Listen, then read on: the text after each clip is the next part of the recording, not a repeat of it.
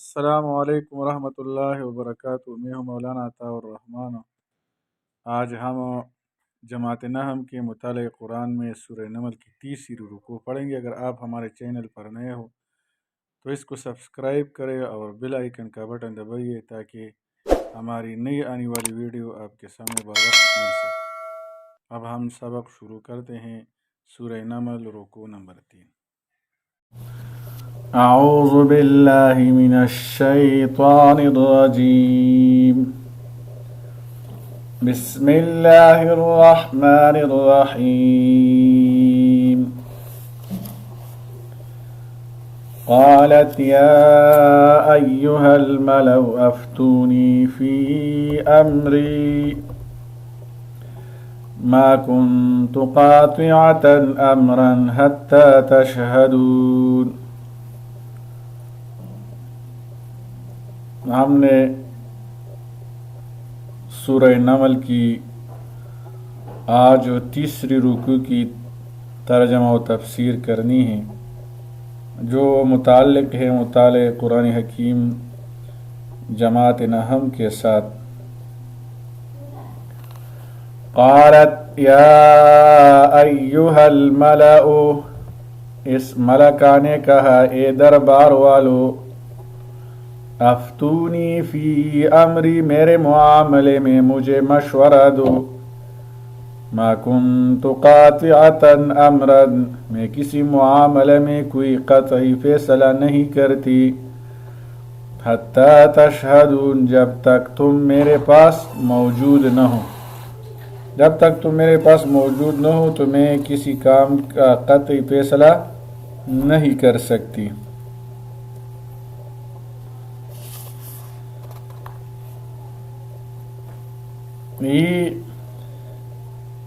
قالت یا ایھا الملأ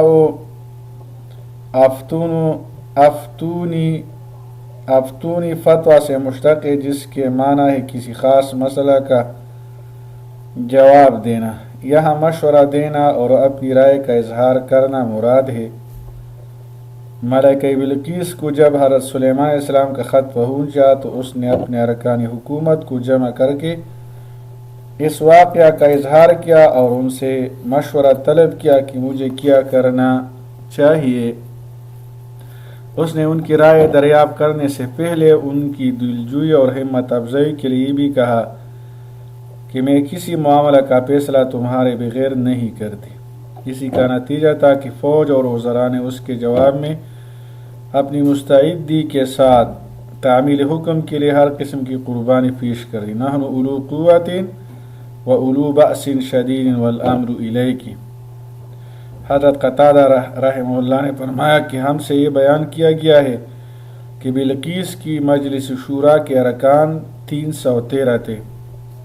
اور ان میں سے ہر ایک آدمی 10,000 آدمیوں کا امیر اور نمائندہ تھا۔ اس سے معلوم ہوا کہ اہم امور میں مشورہ لینے کا دستور پرانا ہے۔ قالوا نحن اولو قوت و اولو بأس شدید، انہوں نے کہا ہم بڑی قوت والے، اولو قوت بڑی قوت والے، و اولو بأس شدید اور بہت سخت جنگ والے ہیں، والامر الیک اور حکم کا اختیار آپ کو ہے، فانظری ماذا تأمرین، آپ خود ہی غور کریں کہ آپ ہمیں کیا حکم دیتی ہے۔ قالت ان الملوک اذا دخلوا قریۃ، اس ملکہ نے کہا بے شک بادشاہ جب کسی بستی میں داخل ہوتے ہیں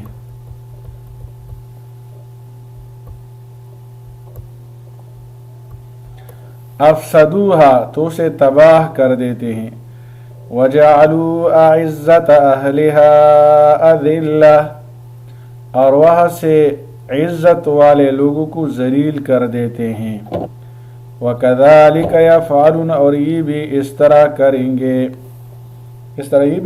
اسی طرح کریں گے۔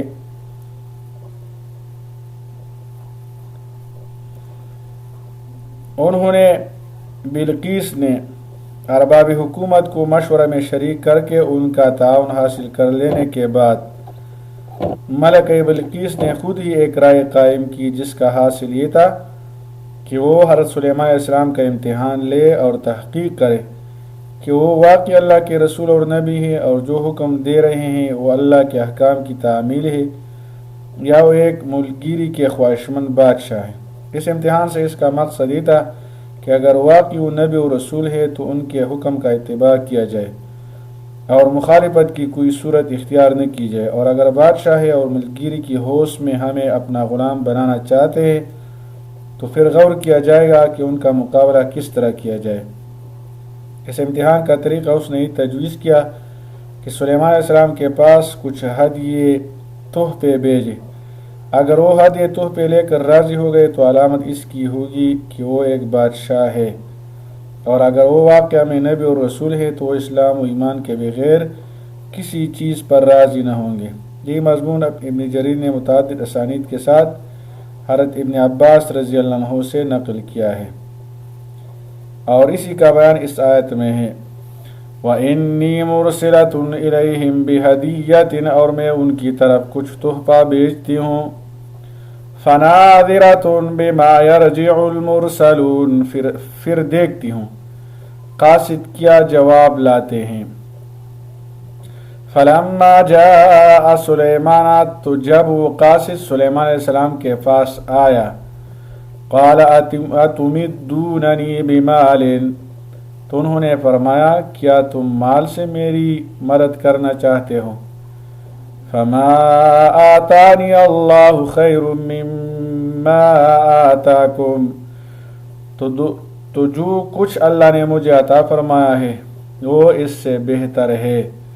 بل انتم بہدیتکم تفرحون،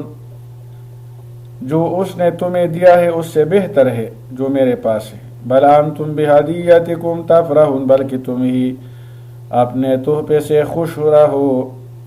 بل انتم بہدیتکم تفرحون، بلکہ تم ہی اپنے تحفے سے خوش رہو، اپنے تحفے سے خوش رہو۔ جب روایت میں آتا ہے کہ تحفہ میں کچھ سونے کی اینٹیں تھی، کچھ جواہرات اور 100 غلام اور 100 کنیزیں تھی۔ جب سلیمان علیہ السلام کی طرف سے ہدیہ بلقیس کی واپسی، جب بلقیس کے قاصد اس کے ہدایہ مدد کرنا اور تحفے لے کر حضرت سلیمان علیہ السلام کے پاس پہنچے تو انہوں نے قاصدوں سے فرمایا کہ کیا تم مال سے میری مدد کرنا چاہتے؟ مجھے اللہ نے جو مال و دولت دیا ہے وہ تمہارے مال و سامان سے کہیں زیادہ بہتر ہے، اس لیے یہ مال کا ہدیہ قبول نہیں کرتا، اس کو واپس لے جاؤ اور اپنے ہدیہ پر تم ہی خوش رہو۔ یہاں ایک مسئلہ ہے کہ کسی کافر کا ہدیہ قبول کرنا جائز ہے یا نہیں۔ سلیمان علیہ السلام ملک بلقیس کا ہدیہ قبول نہیں فرمایا، اس سے معلوم ہوتا ہے کہ کافر کا ہدیہ قبول کرنا جائز نہیں یا بہتر نہیں، اور تحقیق اس مسئلے میں یہ ہے کہ کافر کا ہدیہ قبول کرنے میں اگر اپنی یا مسلمانوں کی کسی مصلحت میں خلل آتا ہو یا ان کے حق میں رائے کی کمزوری پیدا ہوتی ہو تو ان کا ہدیہ قبول کرنا درست نہیں۔ اگر کوئی دینی مصلحت اس ہدیہ کے قبول کرنے کی داعی ہو، مثلا اس کے ذریعے کافر کے مانوس ہو کر اسلام سے قریب آنے پر مسلمان ہونے کی امید ہو، یا اس کے کسی شر و فساد کو اس کے ذریعے دفع کیا جا سکتا ہو، تو قبول کرنے میں گنجائش ہے، یعنی جائز ہے۔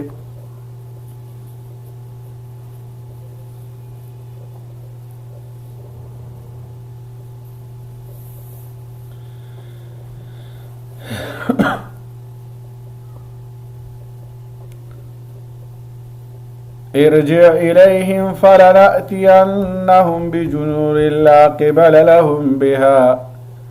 تم ان کے پاس واپس چلے جاؤ،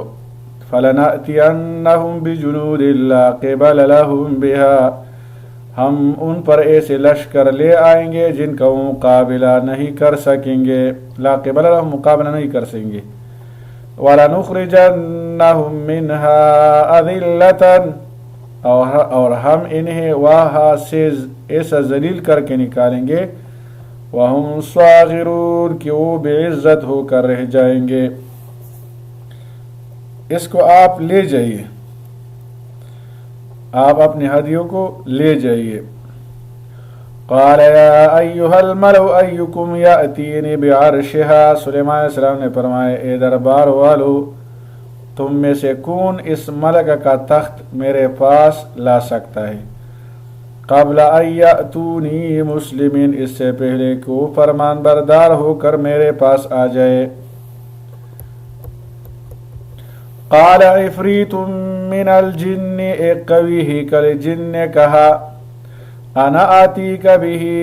میں اسے آپ کے پاس لا سکتا ہوں قبل ان تقوم من مقامک، اس سے پہلے کہ آپ اپنے مقام سے انہیں اٹھے۔ قبل ان تقوم مقامک، اس سے پہلے کہ آپ اپنے مقام سے اٹھے، اس سے پہلے اس کا تخت آپ کے سامنے ہوگا۔ وَإِنِّي عَلَيْهِ لَقَوِيٌّ أَمِينٌ، اور بے شک میں اس پر پوری قوت رکھتا ہوں، امین اور امانت دار بھی ہوں، میں اس میں خیانت بھی نہیں کروں گا۔ غرض وہ قاصد اپنے ہدایہ لے کر واپس گیا اور سارا قصہ بلقیس سے بیان کیا، تو حالات سے اس کو حضرت سلیمان علیہ السلام کے علم اور نبوت کے کمالات کا یقین ہو گیا اور حاضر ہونے کے ارادہ سے اپنے ملک سے چلی۔ سلیمان علیہ السلام کو وحی سے یا اور کسی پرندے وغیرہ کے ذریعے اس کا چلنا معلوم ہوا تو انہوں نے یہ الفاظ کہے، اپنے دربار والوں سے کہا کہ دربار والوں، تم میں کوئی ایسا ہے جو بلقیس کا تخت اب پہلے کہ وہ لوگ میرے پاس مطیع ہو کر آئے حاضر کر دے۔ سلیمان علیہ السلام کی قید اظہار واقع کے لیے ہے۔ بلقیس آئی، سلیمان علیہ السلام کو چونکہ اطلاع مل گئی تھی، اس لیے انہوں نے اپنے دربار والوں سے کہا کہ اس کا تخت لایا جائے قبل ان یأتونی مسلمین، اس سے پہلے کہ وہ مطیع اور فرمان بردار ہو کر آئے۔ قال الذی عنده علم من الکتاب انا آتیک بہ،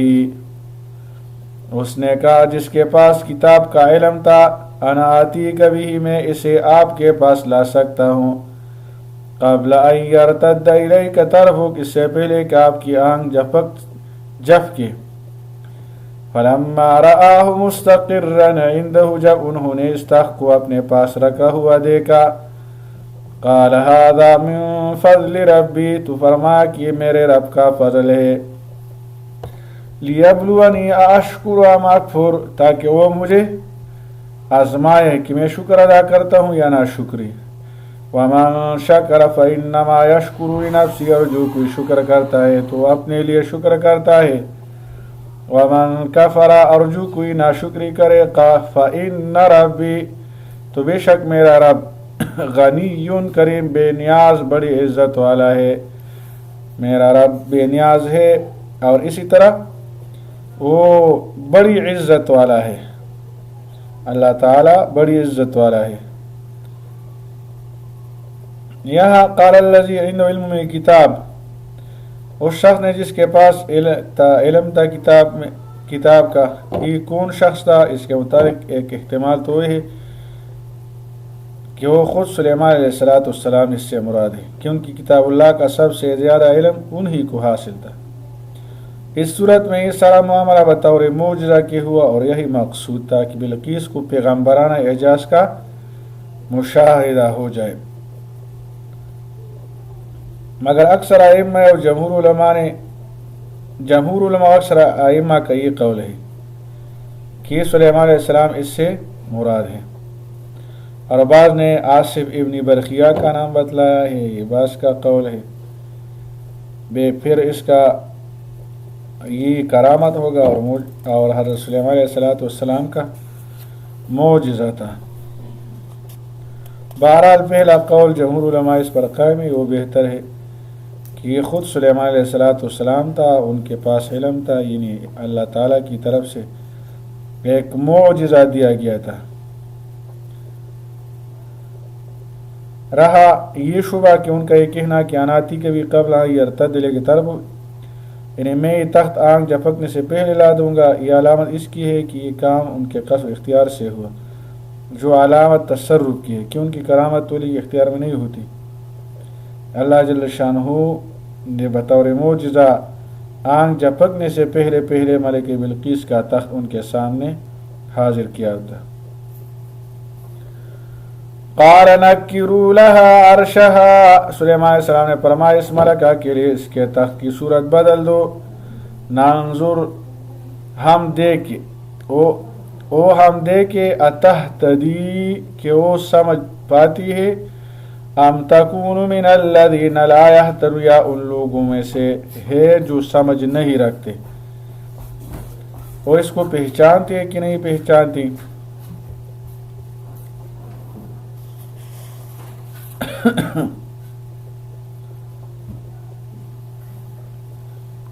فلما جاءت قیل ہاکذا عرشک، پھر جب وہ آ گئی کہا گیا کیا تمہارا تخت ایسا ہی ہے؟ قالت کأنہ ہو، اس نے کہا یہ تو گویا وہی ہے،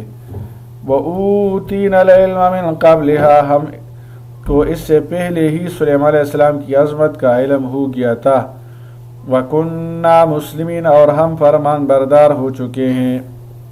سلیمان علیہ السلام نے یہ سب سامان کر رکھا تھا، پھر بلقیس پہنچی، سو جب بلقیس آئی تو اسے تخت دکھا کر کہا گیا، خواہ سلیمان علیہ السلام نے خود کہا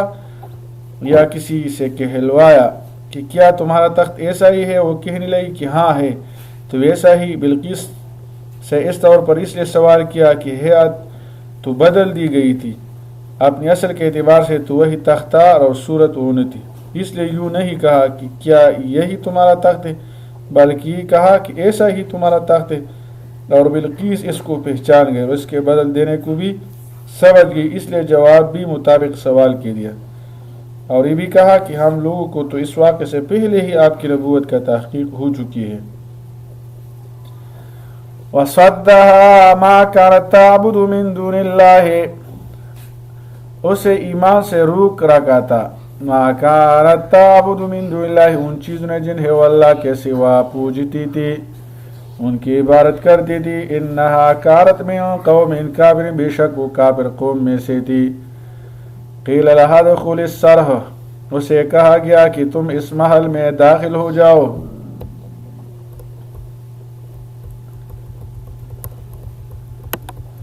فَلَمَّا رَأَتْهُ حَسِبَتْهُ لُجَّةً، جب اس نے دیکھا تو خیال کیا کہ وہ ایک گہرا پانی ہے، وَكَشَفَتْ عَنْ سَاقِهَا، اور اپنی دونوں پنڈلیاں کھول دی۔ قال سلیمان علیہ السلام نے فرمایا إِنَّهُ صَرْحٌ مُمَرَّدٌ، بے شک یہ ایسا محل ہے جس میں شیشے جڑے ہوئے ہیں، ممرد من قواریر شیشے کو کہتے ہیں، ممرد، صرح ممرد، شیشے جڑے ہوئے ہیں۔ قالت رب انی ظلمت، اس ملکہ نے عرض کی اے میرے رب میں انی ظلمت نفسی، میں نے اپنی جان پر ظلم کیا، واسلمت مع سلیمان، اور اب میں سلیمان علیہ السلام کے ساتھ فرمان بردار ہو گئی،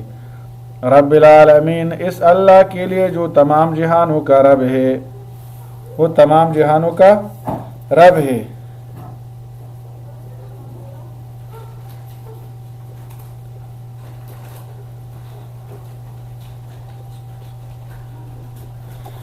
سلیمان علیہ السلام نے چاہا کہ علاوہ اعجاز و شان نبوت دکھلانے کے اس کو ظاہری شان سلطنت بھی دکھا دی جائے، تاکہ وہ اپنے کو دنیا کے اعتبار سے بھی عظیم نہ سمجھے، اس لیے ایک شیش محل بنوا کر اس کے صحن میں حوض بنوایا اور اس میں پانی اور مچھلیاں بھر کر اس کو شیشہ سے پاٹ دیا، اور شیشہ ایسا شفاف تھا کہ ظاہر نظر میں نظر نہ آتا تھا،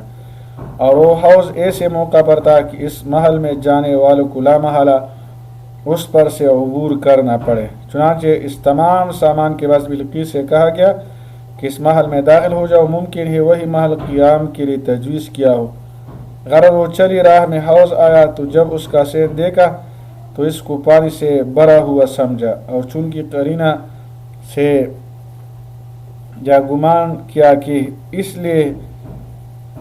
اس کے اندر گھسنے کے لیے دامن اٹھائے اور اپنی دونوں پنڈلیاں کھولی، دوسرا کہ سلیمان علیہ السلام نے فرمایا کہ تو محل ہے جو سب کا سب صحن شیشوں سے بنایا گیا ہے، اور یہ حوض بھی شیشہ سے پٹا ہوا ہے، دامن اٹھانے کی ضرورت نہیں۔ اس وقت بلقیس کو معلوم ہوا کہ یہاں پر دنیاوی صنعت کاری کے عجائب بھی ایسے ہیں جو آج تک میں نے آنکھ سے نہیں دیکھے، تو ان کے دل میں ہر طرح سے سلیمان علیہ السلام کی عظمت پیدا ہوئی اور بے ساختہ کہنے لگی کہ میرے پروردگار، میں نے اب تک اپنے نفس پر ظلم کیا تھا کہ شرک میں مبتلا تھا، اور میں اب سلیمان علیہ السلام کے ساتھ ان کے طریق پر ہو کر رب العالمین پر ایمان لائی۔ اللہ تعالیٰ عمل کرنے کی توفیق عطا فرمائے۔ انشاءاللہ تعالیٰ اگلی ویڈیو کے ساتھ ہم